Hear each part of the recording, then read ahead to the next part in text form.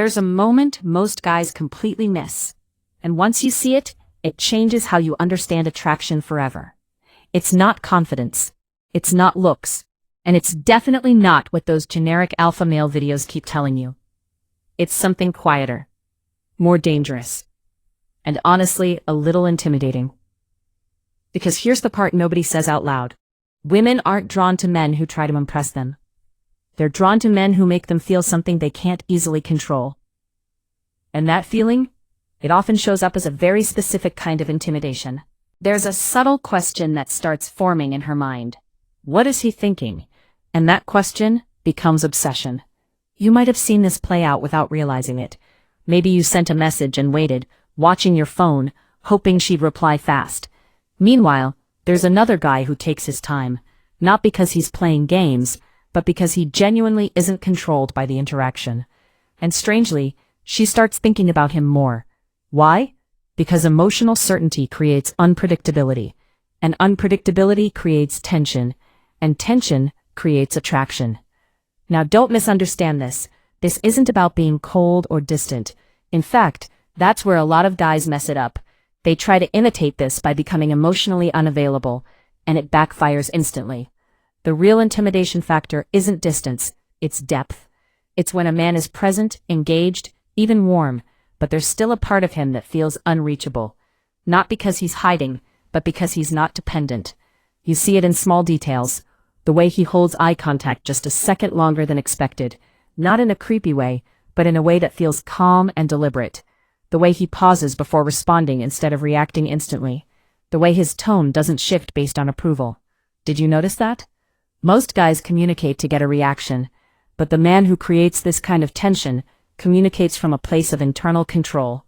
And here's where it gets even more interesting. In public, this man might not stand out immediately. He's not trying to dominate the room. But in private, in one-on-one conversations, in quieter moments, that's where the intensity shows up. That contrast, public calm, private depth, is incredibly powerful. Because now she's not just noticing him, she's trying to figure him out. And when someone starts trying to figure you out, you've already shifted the dynamic. You've probably experienced the opposite too, when everything about a person is predictable. Their texts, their reactions, their behavior, there's no tension, no mystery, no emotional pull.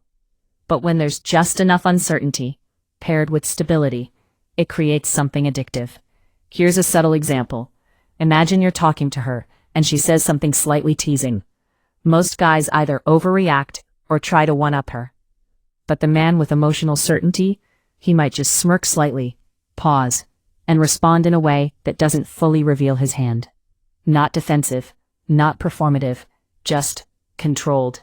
That moment right there, that microsecond of restraint, that's where the intimidation lives.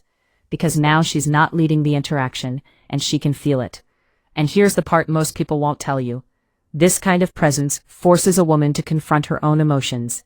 She can't predict you, she can't easily categorize you, and that lack of control creates intrigue. But it only works if it's real. You can't fake emotional certainty. You can imitate behaviors, sure, slower responses, stronger eye contact, but if underneath it there's still neediness, it leaks out.